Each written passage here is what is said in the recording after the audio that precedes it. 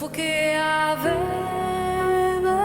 pianto assai ormai.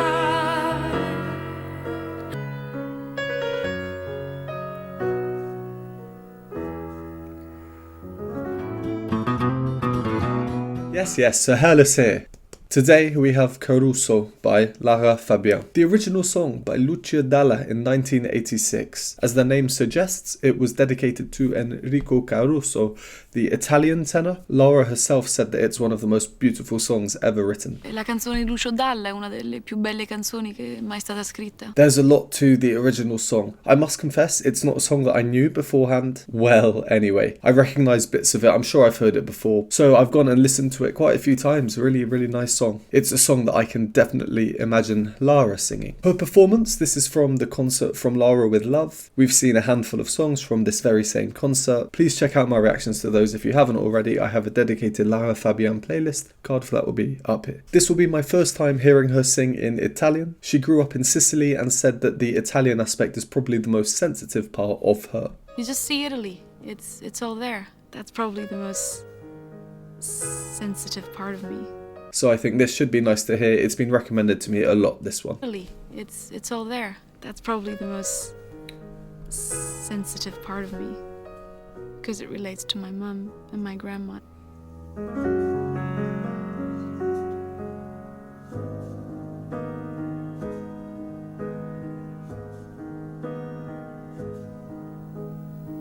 Qui dove il mare luccica e dove tira forte il vento, su una vecchia terrazza davanti al golfo di Sorrento, un uomo abbraccia una ragazza dopo che aveva pianto, poi si schiarisce la voce e ricomincia il canto. Te voglio bene assai, ma tanto bene sai, è una catena ormai che scioglie il sangue di te.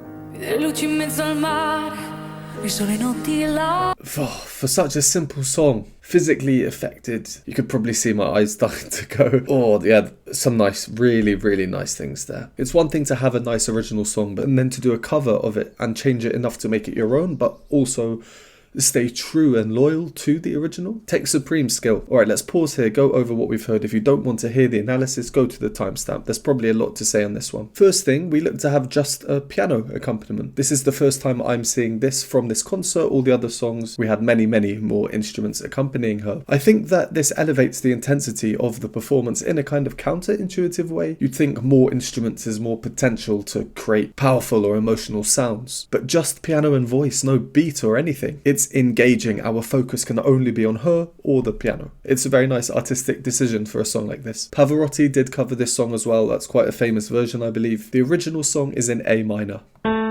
Pavarotti in F sharp minor. And Lara is in between in G sharp minor.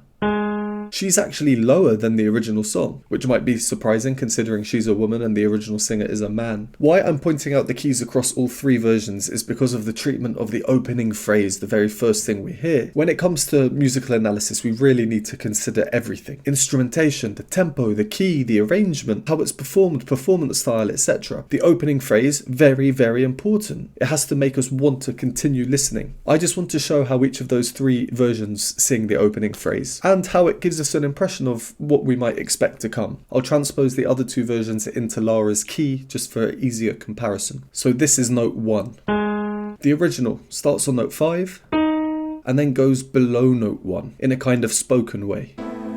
Qui dove il mare luccica There's not conviction in the singing, which is interesting considering how the rest of the song goes. Pavarotti does the opposite. He also starts on note 5, but he stays there for every note. Powerful towards the end as well. There is musical conviction, melodic conviction. Lara, kind of a mix of both, starts on note 5, has an elongated ooh sound, and then she very clearly goes down to note 1, the root. But in a way that's not too dissimilar from the original version. The musical conviction is lost on the way down. She sings with an airy voice, it's basically a whisper. It's why I think opening phrases are so important. They allow us to create our own expectations of what's to come, and then we're either surprised if the performance goes differently, or we're already in the mood because we're expecting it, we're in the right mental space. Then on the next phrase, don't worry, I won't go over every phrase because that would just be ridiculous, but here as well, let's compare it to the original. Tira forte il vento, dove tira forte il vento. We can see how Lara rises up at the end of the phrase instead of going down. Is this some kind of newfound strength compared to the opening line? Is this a sign of hope or something? She's so melodious. There's no vibrato, no voice wobbles on the stressed note of the phrase, but the vibrato comes through at the end when there's a much weaker sound overall. So how about the arrangement itself? Well, the original song, the video is quite funny. We have some Duran Duran playing as he's checking into a hotel. And then we get the opening introduction. Some weird synth sound. Lara's performance, the arrangement's very similar. We get the piano introduction, but she's speaking over it. At least that's what they've done with this video. Probably the most sensitive part of me. It's a very slow, calm song, very emotional in its lack of vitality. The chords that we hear before the vocals come in,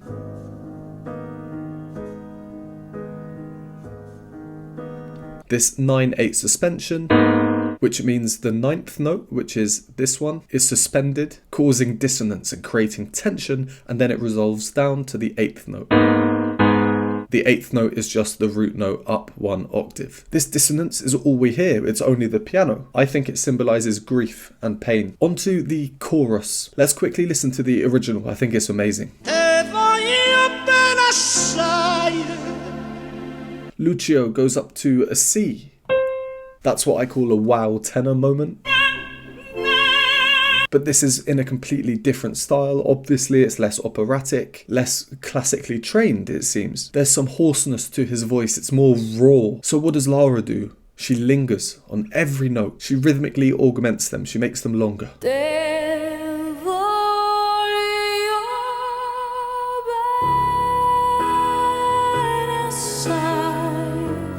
She's in no rush to go anywhere. On the top note of the phrase here, she is actually bringing the dissonance. That is the funky note if you want to think of it like that. Because the chord around her, a C-sharp minor chord, she brings this 7th to it and she's exaggerating it, she's leaning into it, embracing it. She'll take as long as she needs to say, I love you very much. And then there was one more thing just before we carry on. We get a slight rhythmic change here.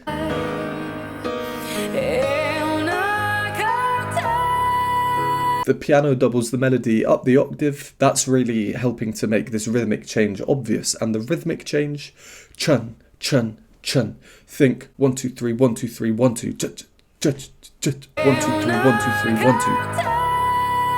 I imagine this is a type of song where things shouldn't get too crazy. You shouldn't deviate too far away from the original song and its purpose and its meaning. So these little ways of getting some additional variety in there are good. Alright, let's carry on. We had this unresolved suspension. It's just increasing the tension. We've seen many resolved suspensions before. That's not the case here.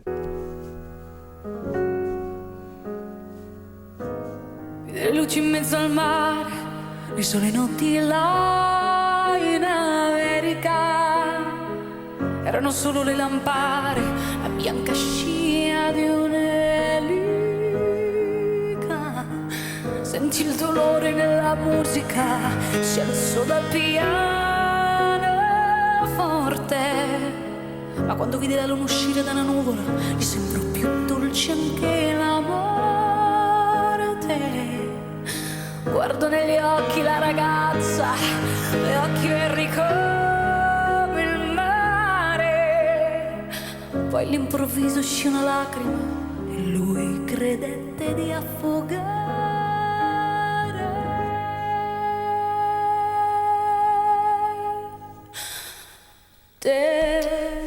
Before we go into the next chorus, I just want to say a few things. One thing that just suddenly came to mind is about her singing in Italian. It's my first time hearing her sing in Italian, and I'm just thinking languages, how they're constructed and how to speak them natively, using different parts of the mouth and the throat. All these things contribute to a completely different sound between certain languages. This phrase, for example, Erano solo le lampade. It's so much more, I don't know how to explain it, naturally rhythmic. Erano solo le lampade, la bianca scia. And for example, we don't have the bia sound in English. It's just a different sound that I had not heard from her yet, and I love it. And here as well, Ma quando vide la luna uscire da una nuvola, I can't imagine such quick speak singing sounding so nice in another language. Weirdly too, when she sang the word America in America. with this muted M, it reminds me of another song which is in a completely different style. Skyscrapers bloom in America, Cadillacs zoom in America. Of course, America from West Side Story. I find it crazy how something as fundamental as the language itself of a piece of music can trigger all these memories and relations in your mind. And just after that as well, how she's not only audibly closing up, but visibly, physically too. Senti il dolore nella musica, si alzò. And really there's a lot of contrast that she's doing. Weaker sound versus stronger. Vibrato versus straight tone. A mix of two of them versus an opposite mix of the other two. I feel like this song is like a playground for her. Well, I mean, all of them are, to be honest, from the ones I've heard her sing. She's just so good. Getting into character always. Hear this croaky sound that she produces. Guardo negli occhi la ragazza.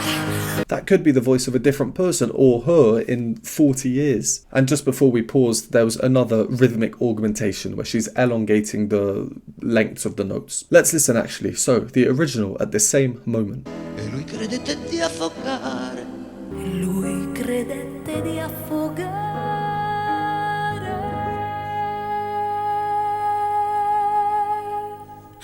Lara sings for about 8 seconds there, the original about 2. She's increasing the length fourfold, and considering the dark lyrics as well. So we're anticipating what's to come, and then she has this intensely heavy breath.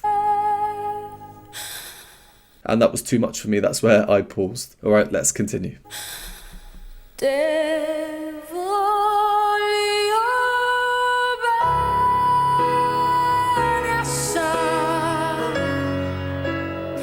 Ma tanto bene sai, è una catena ormai che scioglie il sangue dentro i vene sai.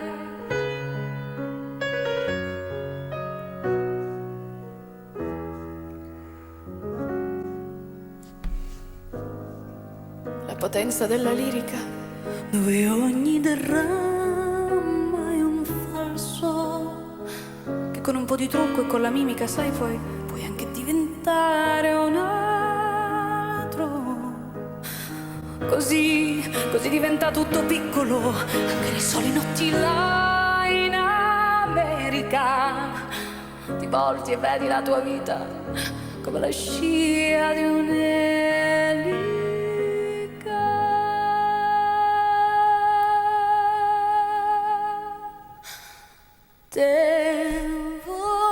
It's so nice. It's just so nice. There's not too much new here musically, so I'm not going to talk for the sake of it. Just can't be too safe with copyright these days. Her breath, again, earlier on, it stood out to me. Even her breaths are emotional.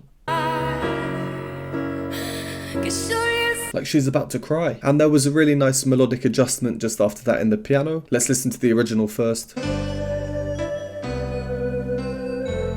If we transpose that into Lara's key, we'd get this.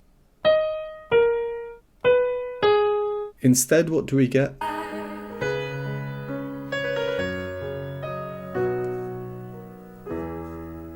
So we get 3 out of those 4 notes are the same, 2 of them are in a different order, the start and end notes are the same. The main difference, that first interval, instead of we get. I think I love that because that's a major 6th. I just love that interval. You would have heard me say that in some of my previous videos. And there was also this ironic line. The lyrics, the power of the opera. Operas traditionally being an entirely sung work. La potenza della lirica.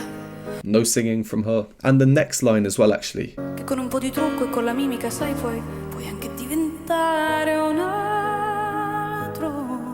Again, from speaking to singing, talking about becoming someone else. She's transformed from someone who speaks to someone who sings. Okay, we're near the end, so we'll carry on to the end.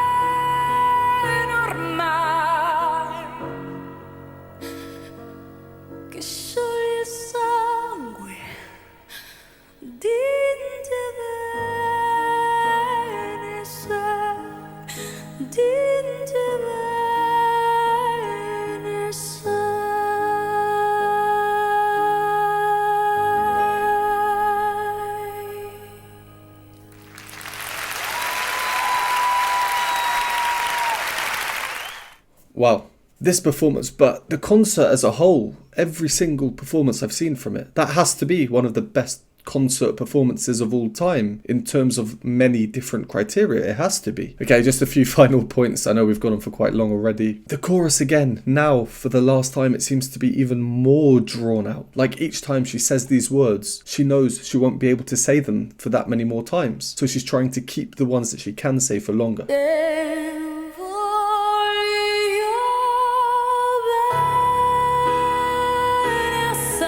Then a bit later on we get that Lara power that often comes out towards the end of her songs. I say often, this is only my 6th time hearing her.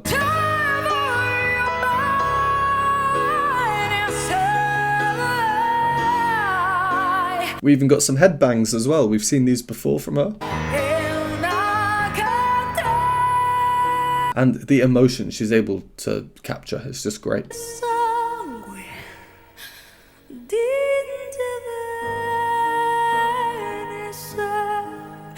Look, it's a song that I feel is not supposed to be played around with too much. It's fairly repetitive, but that's the point. So I'm not going to sit here and try and talk about every little nuance and repeat that she does slightly different or makes a little change here and there. I already spoke about some of the musical elements before, and I don't think I need to say any more. This is definitely a performance to just sit back, relax, and enjoy. What a performer she is. Wow, I'm going to go listen to this quite a few more times now. Let's leave that one there. Thank you to everyone who recommended that one. Very, very emotional, I think. And as always, thank you very much for watching. Would appreciate a like and subscribe. If you enjoy my content, want to support me, join the community or vote on future polls, you can do so by joining the YouTube membership or Patreon linked below. And I will see you next time.